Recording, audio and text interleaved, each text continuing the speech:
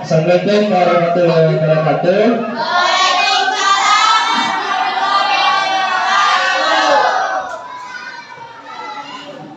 Selamat pagi. Lemes. Kurang semangat. Selamat pagi.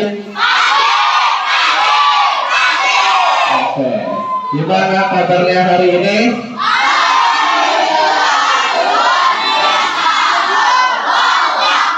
Alhamdulillah. Kita hari ini siap belajar ya. Yang tidak berangkat 3 orang. Ada berapa? Oke. Mudah-mudahan hari ini yang sudah berangkat, yang sakit, mudah-mudahan cepat sehat. Yang urusannya keluarganya belum selesai, mudah-mudahan yang selesai biar fokus belajar lagi. Oke, hari ini kita akan belajar tentang KKA ya.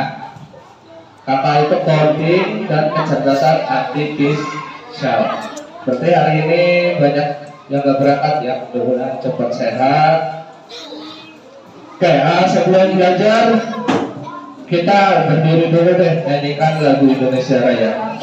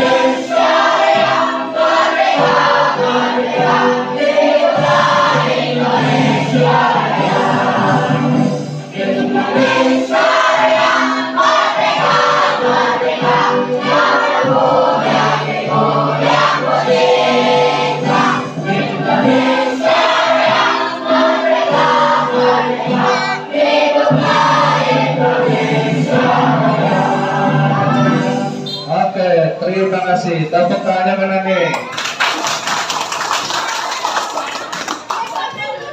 Oke. Kita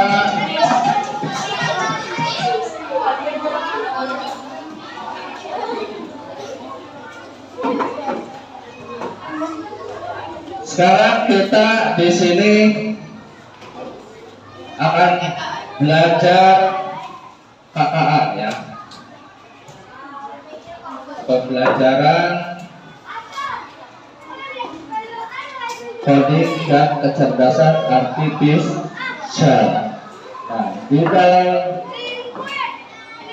kecerdasan ini ya, yaitu kita tentang belajar KKA ini, cara berpikir ini, nanti kita fokus ke berpikir komputasional sebagai dasar coding dan kecerdasan artifisial. Nah, di sini untuk pembelajaran SD kelas 5 dan 6 sama, nanti kelas 5 ada kelas 6. Jadi pembelajaran ini hanya ada di kelas 5 dan kelas 6 saja.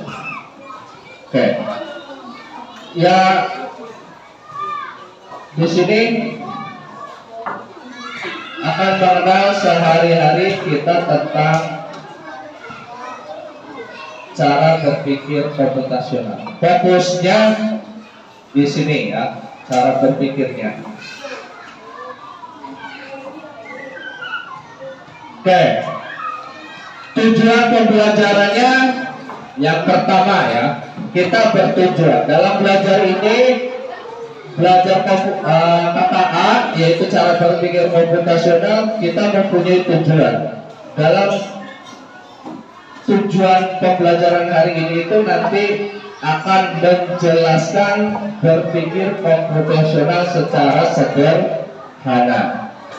Terus mengenal 4 pilar utama berpikir komputasional, ya. Terus mengenali contoh konsep berpikir komputasional dalam kehidupan sehari-hari. Menerapkan cara berpikir komputasional dalam kehidupan sehari-hari. Jadi mengenal contoh. Pertama nanti akan Bapak jelaskan berpikir komputasional secara sederhana. Terus Bapak mengenalkan 4 pilar utamanya. Terus contohnya. Baru nanti kita menerapkannya. Latihannya ada ya, cara menerapkannya.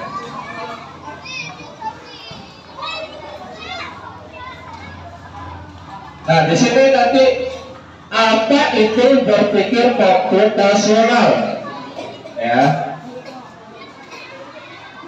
Berpikir komputasional yaitu berpikir seperti komputer yang dapat memahami suatu hal atau masalah dengan cepat sehingga solusi dapat ditemukan dengan cepat. Contoh tadi misalkan Pak lapar, kita cepat nih ya. Oh ada masalah kalau lagi belajar kita lapar, berarti ada sesuatu yang belum kita selesaikan ya. Jadi belum ada solusi. Jadi nanti solusinya apa? Di sini ada dapat memahami suatu hal atau masalah dengan cepat sehingga solusi dapat ditemukan dengan cepat ya, dengan tepat dan cepat.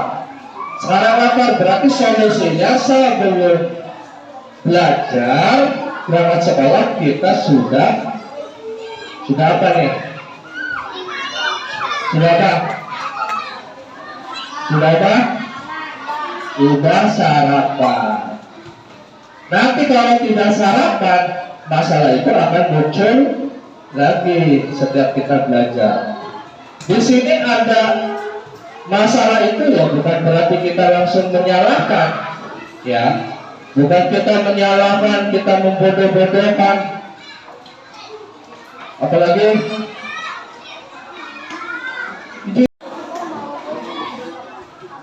oke. Lanjut. Manfaat cara berpikir komputasional. Jadi kita menggunakan cara berpikir komputasional ini ada manfaatnya. Pertama, meningkatkan kemampuan pemecahan masalah yang rumit dengan menciptakan solusi yang memungkinkan. Melatih kemampuan berpikir otak agar terbiasa berpikir secara matematis, kreatif, logis, dan terstruktur. Terus meningkatkan kemampuan berinovasi karena berpikir komputasional mendorong seseorang untuk mengembangkan sebagai solusi. Ya, jadi seperti itu. Nah, di sini ada 4 pilar. Ya. Jadi sini ada 4 pilar cara berpikir komputasional. Pilar yang pertama itu dekomposisi, yang kedua pengenalan pola, yang ketiga abstraksi, yang keempat algoritma. Dekomposisi. Proses untuk memecahkan masalah kompleks menjadi bagian-bagian yang lebih kecil dan mudah untuk diselesaikan. Jadi permasalahan kompleks menjadi bagian-bagian kecil. Jadi masalah besar dipecah-pecah dulu menjadi bagian-bagian yang lebih kecil dan mudah untuk diselesaikan. Dari hal yang termudah sampai yang tersulit. Di sini ada pengenalan pola. Pengenalan pola ini menyederhanakan masalah serta untuk mulai mengidentifikasi bagian masalah yang dapat dipecahkan dengan solusi yang sama, seperti itu. Terus abstraksi. Abstraksi menyederhanakan masalah yang rumit dan menciptakan lingkungan yang lebih efisien bagi individu untuk mengidentifikasi masalah yang dapat dipecahkan. Ya. Terus ada lagi algoritma. Algoritma mengurutkan langkah-langkah secara logis, berurutan dan rinci mulai dari proses awal pembuatan sampai dengan proses akhir. Jadi dari pertama sampai selesai. Itu tadi 4 pilar yang dapat kenalkan ya. Di sini mengenali contoh konsep berpikirnya. Jadi ada mengenali contoh konsep berpikir.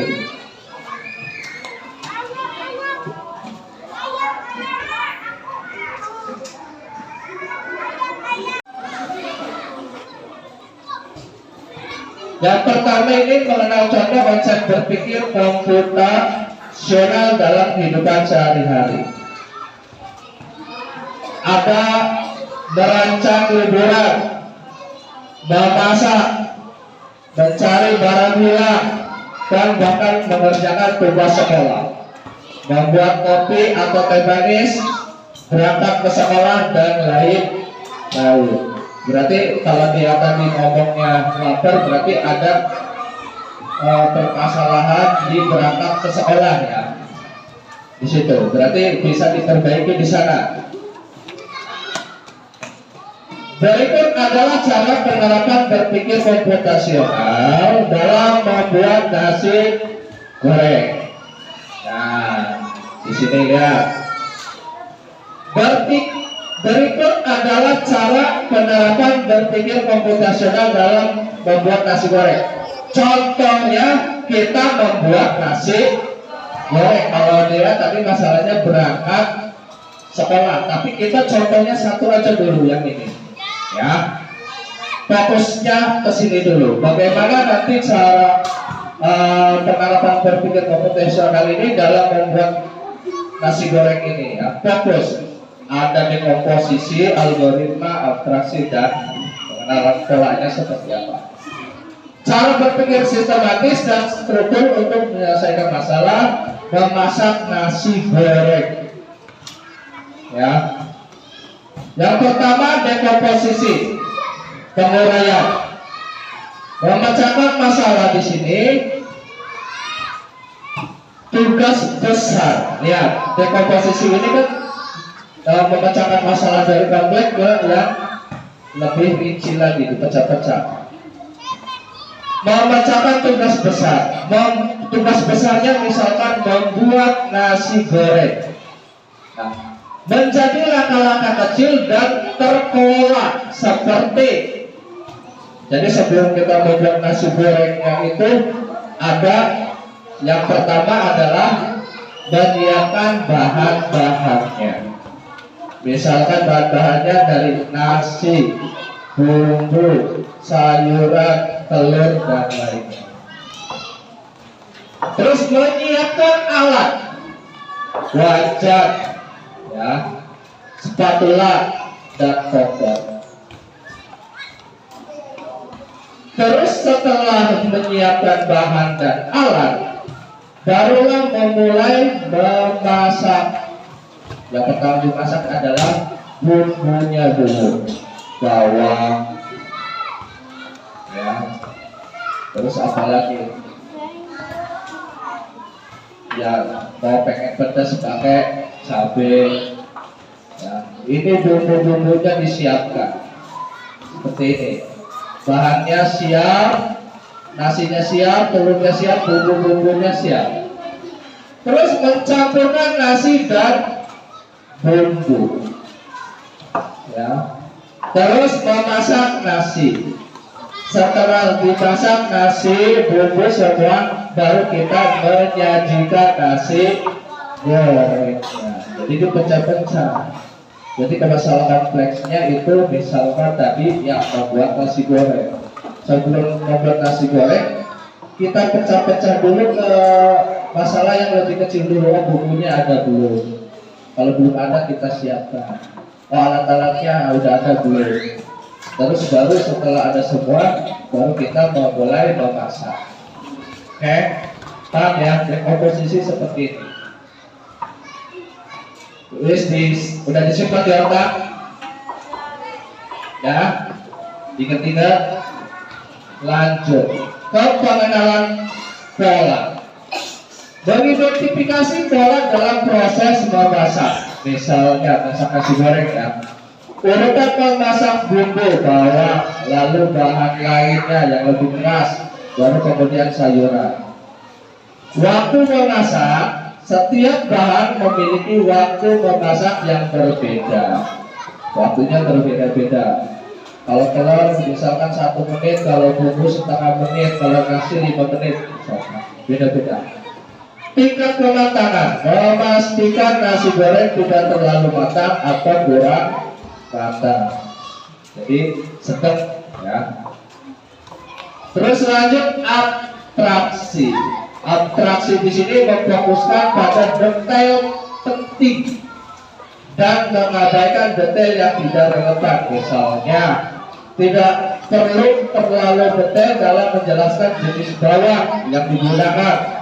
Misalkan bawang merah atau bawang bombay. Cukup fokus pada proses memasak dan rasa yang diinginkan. Jadi ada keter-keter. Ya.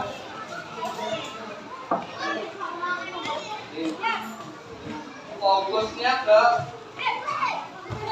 masaknya saja. Oke. Fokus ke masaknya saja, terus jadi mengabaikan hal-hal yang muncul, misalkan mau nasi goreng jadi mie goreng, akhirnya keter mie goreng dan nasi goreng. Bingung. Fokus saja. Kalau mau masak nasi goreng ya nasi goreng. Pikirannya jangan bercabang. Oke, yang keempat algoritma. Merancang langkah-langkah memasak nasi goreng secara sistematis dan terurut.